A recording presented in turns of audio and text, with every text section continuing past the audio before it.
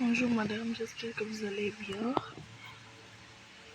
On va vous présenter notre projet Android Studio qui porte sur un mini-bloc, c'est-à-dire une mini-application qui permet de lire les articles, d'en ajouter ou bien de les modifier. On a c'est le groupe Fatima Nguena Diouf et Ndeye Koumba Thiam. Maintenant, voici notre structure. Pour Java, on a les classes Database Helper, Data Activity, Liste Articles qui liste les articles. Data Activity, c'est pour les détails des articles. On a Note et Note adapté. Maintenant, pour Database Help, comme que Android Studio ne sait pas interpréter du code SQLite, c'est-à-dire Android ne connaît pas les bases de données, donc on va utiliser SQLite OpenHelper pour qu'il puisse les interpréter. On a la structure de notre base de données et des tables qui se trouvent dans Database Help. Donc ici, on a défini des variables finales, c'est-à-dire qui ne varient pas. On a Database Name, Database Version, Table Name, la table note, colonne ID, l'ID, le titre, le contenu et la date. Maintenant, on a le constructeur pour définir le nom et la version. Ce constructeur permet de créer la base de données. On a ici le constructeur avec qui prend comme paramètre contexte. Maintenant, dans le super, on a database name, nul et database version comme paramètres. Et ces variables, on les a déjà définies ici en haut. Database name, c'est mydatabase.db et database version, c'est 1. Maintenant, une fois qu'on a créé notre base de données, on doit vérifier à ce que notre application fait. Et notre application, on va utiliser les méthodes onCreate pour créer les tables et onUpgrade.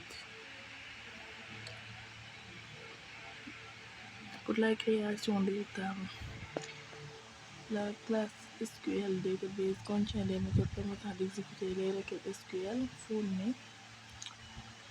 Maintenant, on a onCreate qui prend comme paramètre SQL la database DB, string create, on a table name, on fait la requête plus nom de la table, colonne ID, intègre primary key, c'est-à-dire c'est notre clé primaire, colonne title qui est texte, qui prend du texte, le contenu du texte et la date du texte aussi.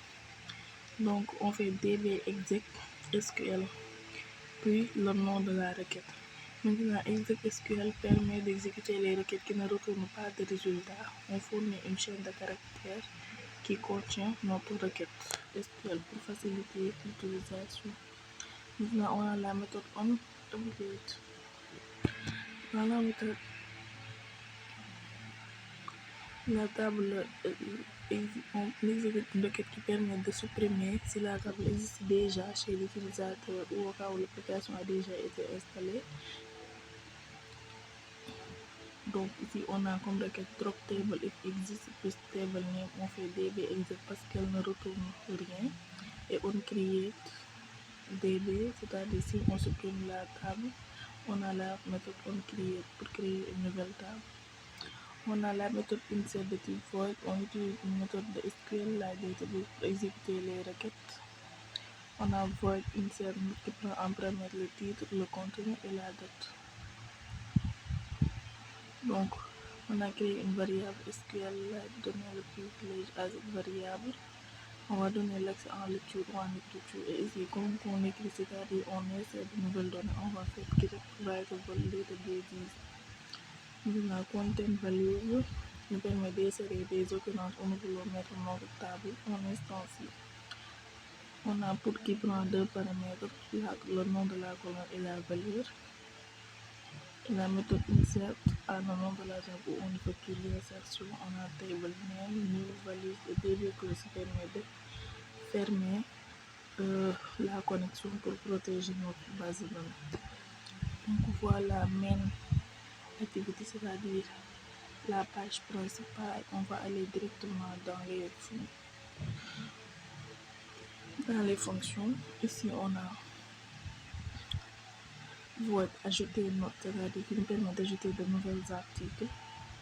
Donc on prend comme variable le titre et le contenu.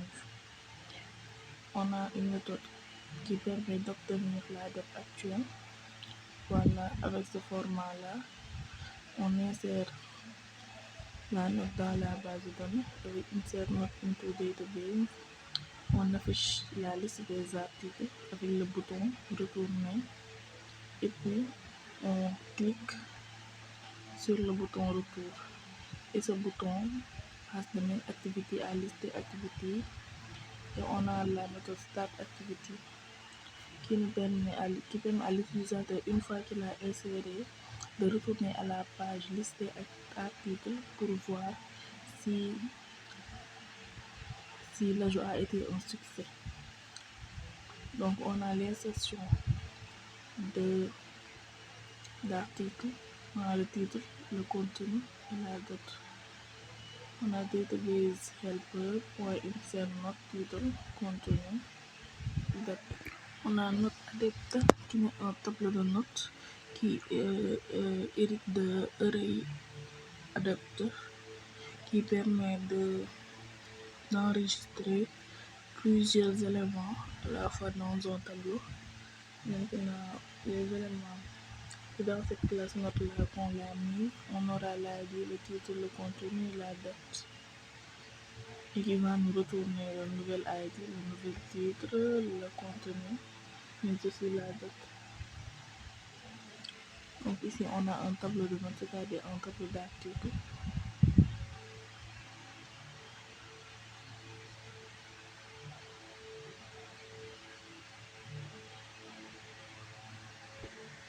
Maintenant, on va passer au layout, c'est-à-dire nos fichiers XML.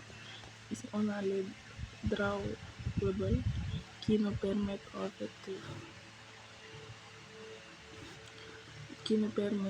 d'enregistrer des images qu'on pourra mettre dans notre code XML. Donc, on a activité, c'est-à-dire le détail d'activité. Donc, à chaque fois qu'un utilisateur clique sur un article, ceci s'affichera sur ce format. On a écrit par l'utilisateur. Ici, on aura la date, les informations, le contenu et le bouton retour. Et ce bouton, cette image est générée par un draw-label.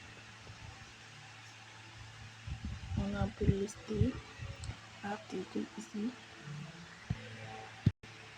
Ici, on a la liste des articles. Et on a le bouton plus qui est un bouton d'ajout qui permet de partir de cette page. Donc voilà notre page principale.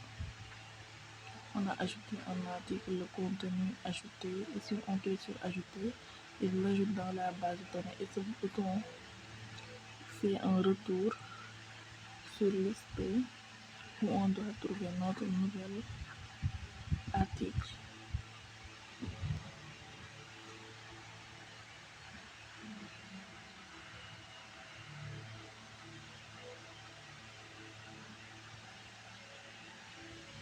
Donc je pense que c'était tout pour notre projet. Merci.